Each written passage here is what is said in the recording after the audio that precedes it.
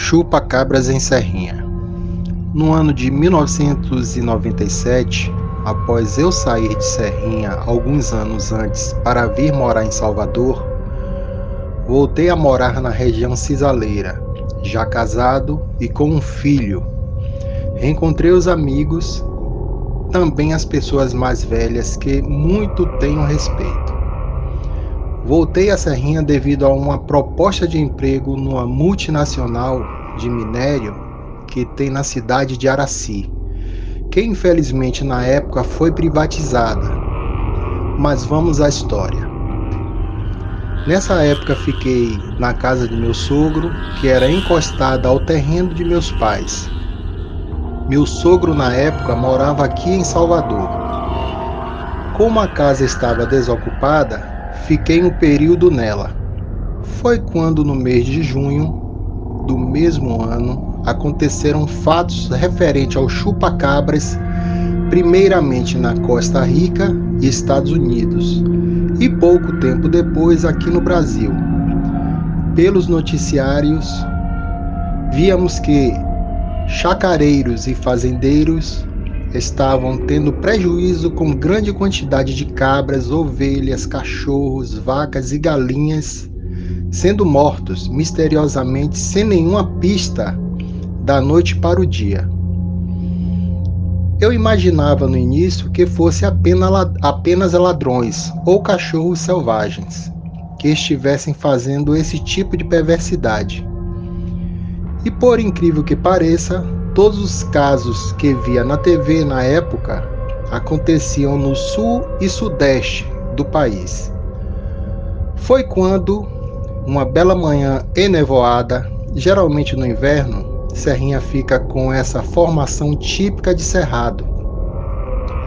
Um casal de idosos que sempre trabalhavam com meus pais fazendo meia nos plantios de feijão e milho, vieram até em casa e falaram que todas as suas galinhas tinham morrido sem nenhuma gota de sangue no corpo.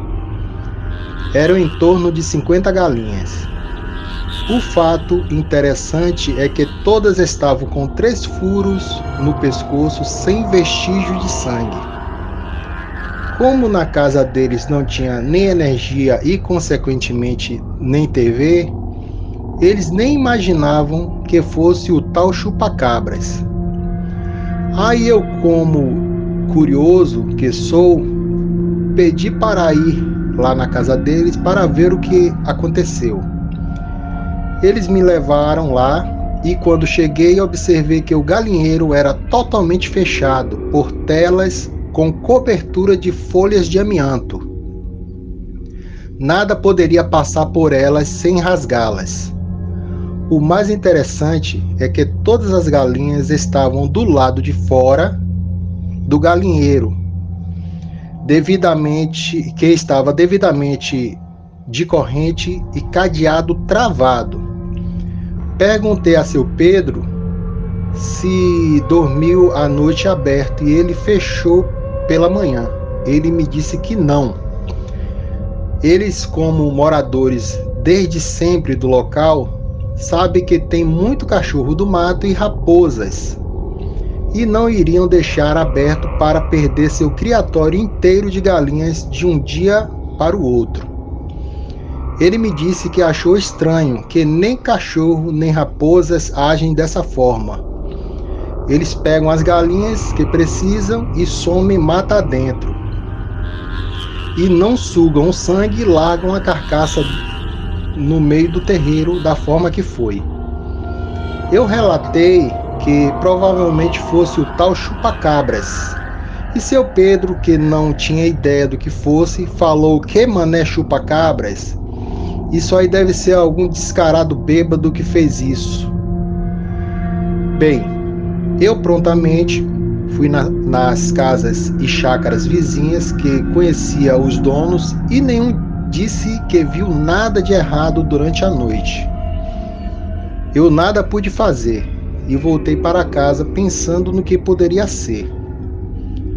Foi quando 2 dias depois, seu Pedro chegou novamente lá em casa me chamando e falou que na chácara que ficava a uns 100 metros da casa dele aconteceu a mesma coisa. Fui lá e realmente foi da mesma forma que aconteceu. Falei com seu Alegário, que era o dono da chácara, e o mesmo estava revoltadíssimo com o ocorrido. Foram mortas todas suas galinhas e 2 bodes que ele criava com todo cuidado. Seu Alegário era um senhor de posses e tinha vários funcionários das fazendas dele que foram lá por sua ordem para identificar o que ou quem fez aquilo. Nenhum soube explicar aquela situação sinistra que viram. Seu Alegário resolveu não dar parte da situação na delegacia e falou que iria armar uma emboscada para esse danado. Eu pedi autorização a ele para essa vigília nas noites posteriores. Ele aceitou, mas que eu me mantivesse a uma certa distância da situação, porque todos estariam armados e ele pensava que poderia ser uma sussuarana ou uma onça pintada. Eu aceitei a condição. E naquele dia cheguei na chácara antes de anoitecer. Na casa estavam em torno de 5 vaqueiros de sua confiança e ele me falou que tinha trazido de suas fazendas algumas ovelhas e carneiros. Constatei que todos os vaqueiros estavam de carabina e seu Alegário, como era um ex-militar, estava com uma arma de porte pequeno, mas muito eficiente. Passamos ali escondido no terreno dele e cada um em cantos estratégicos que não fosse perigoso acertar uns aos outros. Estávamos todos quietos e atentos. Foram-se passando as horas e em torno de 1 da madrugada, quando uma névoa espessa tomou conta do recanto, o café tinha terminado e eu falei a seu Alegário se poderia ir buscar café na casa. Ele me disse que tinha um grande quente-frio já pronto em cima da mesa da cozinha e me deu a chave da porta dos fundos da casa. Saí na penumbra enevoada e quando estava me preparando para voltar com o quente-frio nas mãos, ouvi vários estampidos de tiro vindo do fundo da chácara. Quase que derrubei o café no chão.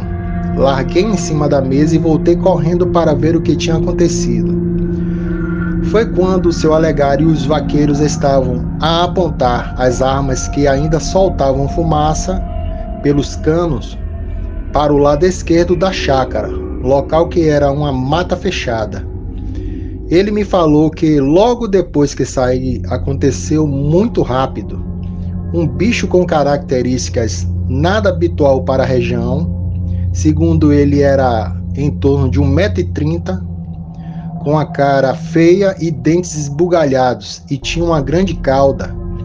Saltou em cima do muro sem fazer um barulho sequer, e ele pegou sua arma e foi o primeiro a atirar, e logo em seguida seus capatazes seguiram ele. Não tinham como errar os tiros, mas mesmo assim o bicho sumiu da mesma forma que apareceu.